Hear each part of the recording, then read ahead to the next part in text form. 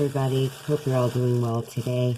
I just found this article called The Weaponization of Nanotech, and I'm sorry if I don't have the technology to record things the way that I would like, but I think it's important to hear because this doctor talks about 5G and its true purpose and Morgellons. It's great information. It also talks about humans that have a MAC address. So I'm going to play some of it, and it's great for targeted individuals that are being used as antennas, as I am, to learn about. So here it goes. Never mind. Next on Making Sense of the Madness, a naturopathic doctor exposes biowarfare masquerading as medicine. And Jason Burness exposes the toxins in hand sanitizers and much more. We're going to question the mainstream narrative and expose media propaganda right now.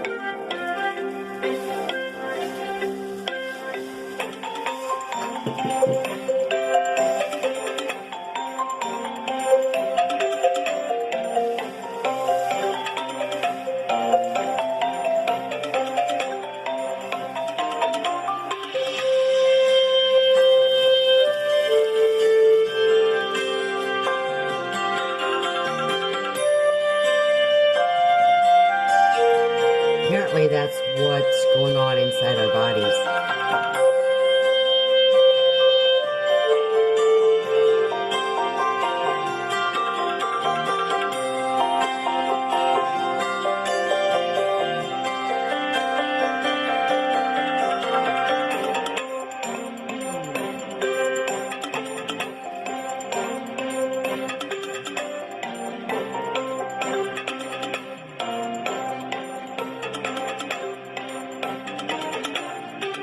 Nanotechnology.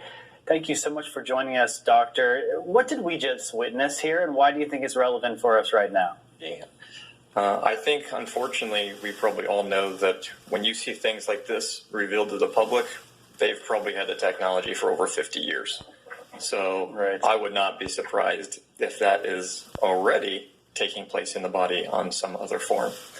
And I've been talking about some things like this probably since 2019, and I actually said some of those words they threw up on the screen, like how the nanotech is able to shape shift and all that kind of stuff. So it's interesting all of a sudden now they're revealing this to us.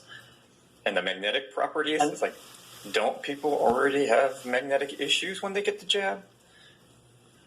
Right, that was something that stood out to me, and it gets activated by something, right? It wouldn't just do things on its own. It has to have some type of activation, telling it what to do, and that would be through electromagnetism. So what kind of, let's say there is this sort of tech within the so-called vaccines, would it have to be activated by something, and what would that something be? Yeah, some type of Wi-Fi signal. And, of course, 5G is an excellent one now because the data speed is so fast. Obviously, I think most of us know that 5G has nothing to do with telecommunications, but I think 5G has more to do with AI and nanotech communication. And they're playing around with magnetism for sure. Would you have to have, like, for example, I've heard you can actually detect specific MAC addresses from specific people, or maybe they're batches of their vaccine. I don't know how that works. Is this the kind of thing that you think would be really individualized, and or is it something that can kind of be done remotely from really far away to a whole bunch of people at once? What's your thinking on this? That's a good question. That one's harder for me to test, but I'm imagining they can do it from a pretty far distance.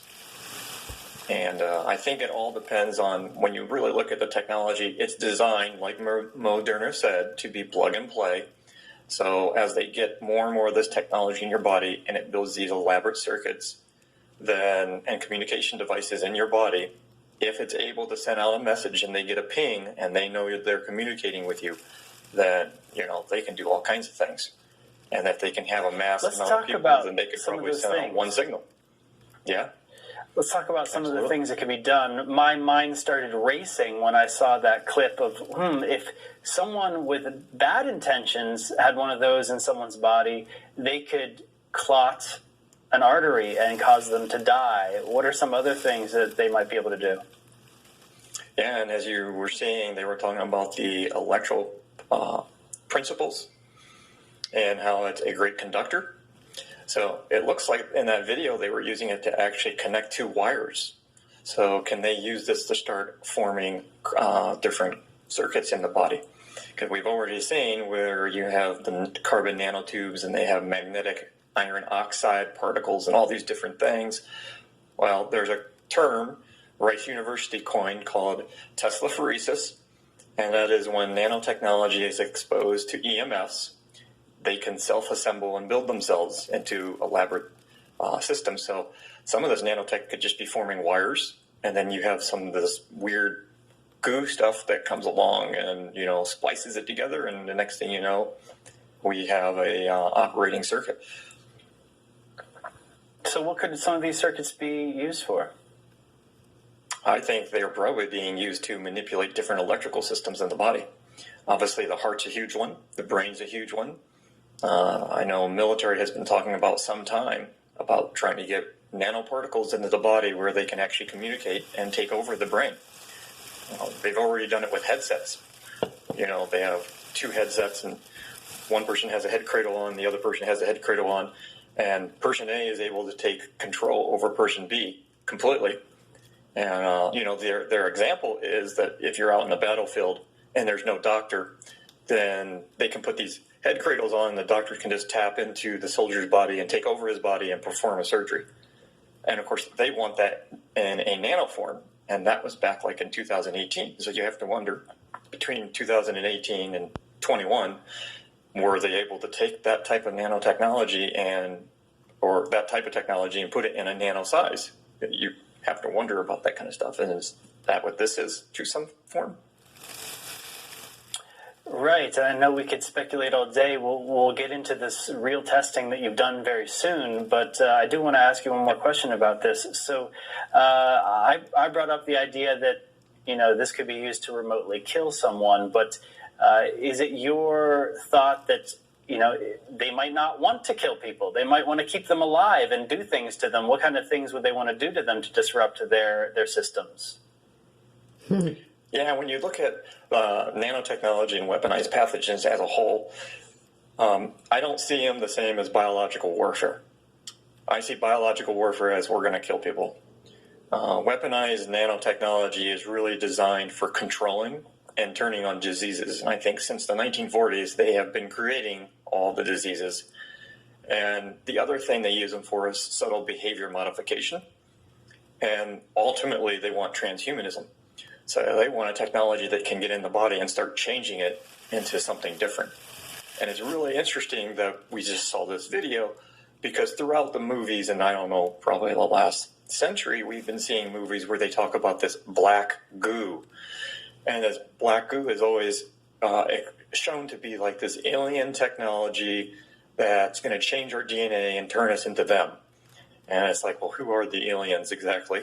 And, why do they want this black goo in our body that's going to change our DNA? So I think that's the end goal more, is transhumanism. And right now, I think they're just playing around with the technology to find out How much control do they really have? What can they really do to people? And of course, people are dying because of it. But, for these crazy people building this stuff, they don't care. It's like, well, that, you're just a lab rat. It's just part of the experiment. That's just part of the experiment. So they want to After all, we're modify gonna cure behavior, cancer. modify thoughts and feelings. Maybe get people to change their behavior to be compliant, to maybe even vote for one candidate over another. I'm just speculating here, but I want to ask you about your testing techniques, because you were telling me before the show that it's not chemistry. You're looking at the electromagnetic signatures. Is that right? Can you describe your testing? Yeah, so it's frequency testing, and we would call it a frequency signature, which is like a fingerprint, right? So a frequency signature is made up of one to maybe thousands of frequencies that come together to make up a substance, and it's like an energetic fingerprint. Nothing else has an energetic signature like it, because that's what makes that substance unique. So when you can test on this level, it's very sensitive, and this device hits around 97 to 98% accuracy, which is phenomenal, because according to Harvard, if you just do one medical test, like blood work, the likelihood of getting an accurate diagnosis is only about 20%. And just to reach a 70% accuracy, you have to do at least 7 or more different types of medical tests. But we have tests that they've been using that have been developed over the last 80 years, testing the body energetically. And these devices are now hitting at 97 to 98% accuracy. And we can tell if a substance is physically present or if it's just a memory that the body's been exposed to the substance. So this type of technology has been around for a very long time, but not talked about. It's not taught in medical schools. In fact, they try to make it sound like it's nonsense. But, it's been around for a very long time, probably ever since Dr. Volk. And I guess you've had your own health issues, which caused you to become a naturopathic doctor. I want to ask you about that and what you've seen in your practice. We're going to take a quick break, and we'll get right back to it. All right.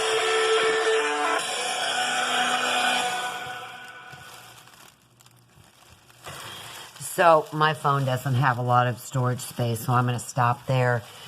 Suffice it to say, folks, that this is an explanation as to clearly this doctor